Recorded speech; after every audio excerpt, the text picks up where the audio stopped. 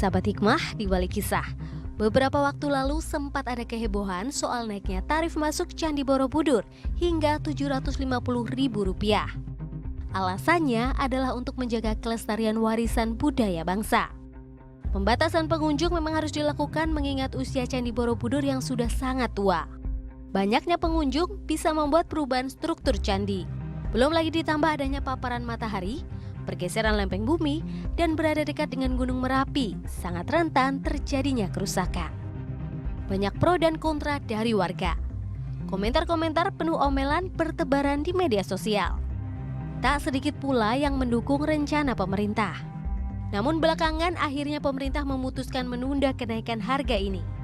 Meski begitu, Balai Konservasi Borobudur memastikan adanya pembatasan kunjungan candi dengan jumlah pengunjung maksimal 1.200 orang per hari. Sebelumnya, pemerintah berencana membatasi pengunjung naik ke Borobudur dengan menaikkan tarif hingga Rp750.000. Harga ini untuk yang mau naik hingga atas candi. Kalau hanya di pelatarannya saja, harga masih sama, yaitu Rp50.000. Ya, dari isu rencanakan dinaikannya tarif menuju Candi Borobudur yang katanya emang juga udah ditunda saat ya. Maksudnya terlepas juga dari pro dan kontranya, ini setidaknya membuat masyarakat akhirnya jadi banyak tahu gitu tentang ternyata ini berkaitan dengan pentingnya kita menjaga kelestarian peninggalan sejarah. Yang ternyata itu juga harganya nggak murah gitu untuk merawat itu. Nah, Ustadz, kalau kita kaitkan dengan healing gitu, bagaimana Islam juga mungkin menjelaskan atau memberi panduan kepada umatnya untuk menghargai apa yang kemudian menjadi peninggalan sejarah nenek moyang misalnya, apalagi itu juga berhubungan dengan sesuatu yang penting untuk umat lain. Gimana, Ustaz? Baik, Bismillahirrahmanirrahim. Ka'bah ini termasuk peninggalan sejarah Nabi Ibrahim alaihissalam. Karena Nabi Ibrahim inilah yang menyebarkan 3 agama ya. Jadi bapak 3 agama samawi. Beliau yang membangun Ka'bah. Kemudian sampai sekarang kita beribadah tawaf mengelilingi Ka'bah. Berarti Islam sangat mengajarkan untuk kita menghargai nilai-nilai sejarah, situs-situs yang sangat berharga dimanapun tempatnya. Makanya kenapa ada istilah ziarah kubur dalam agama Islam? Karena kuburan-kuburan ulama itu bukan hanya sebatas kealimannya, tapi bagaimana itu jadi bangunan yang akhirnya harus dilestarikan. Orang Islam ini ketika dia berhadapan dengan situs-situs bersejarah yang penting, menjadi nilai ibadah. Nah, sekali lagi, menjadi nilai ibadah ketika kita menghargai dan melestarikan itu. Makanya Rasulullah SAW adalah satu sosok yang dicatat dalam sejarah. Saya pernah baca buku Michel Echard itu, 100 tokoh paling berpengaruh di dunia. Ternyata subhanallah, Rasulullah ini adalah satu sosok pemimpin di dunia yang mampu menghargai nilai-nilai sejarah yang ada di kota Mekah. Bahkan dalam sholat kita tidak melupakan jasa besar seorang Nabi Ibrahim. Buktinya mana? Ketika tahiyat kita baca, Allahumma sholli ala sayyidina Muhammad wa ala sayyidina Muhammad kama shallaita ala sayyidina Ibrahim. Ini kan bagian dari kita menghargai orang yang punya nilai sejarah. Berbicara tentang Candi Borobudur ya, ini kan bukan hanya sekedar sejarah, tapi memang tempat ibadah saudara-saudara kita, umat Buddha. Jadi bagaimana ternyata umat Buddha ini ketika melakukan ibadah di Candi Borobudur, mereka juga sama seperti kita melakukan ibadah di tempat-tempat kita beribadah, di masjid tentunya kan.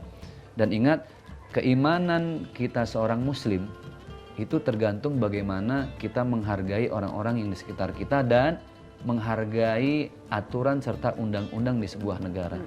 Jangan ngaku beriman kalau kita masih buang sampah sembarangan. Kenapa? Bukan masalah undang-undangnya, tapi memang agama Islam sangat menganjurkan untuk cinta kebersihan dan keindahan. Innallaha jamilun yuhibbul jamal. Allah itu indah, Allah juga suka dengan yang indah.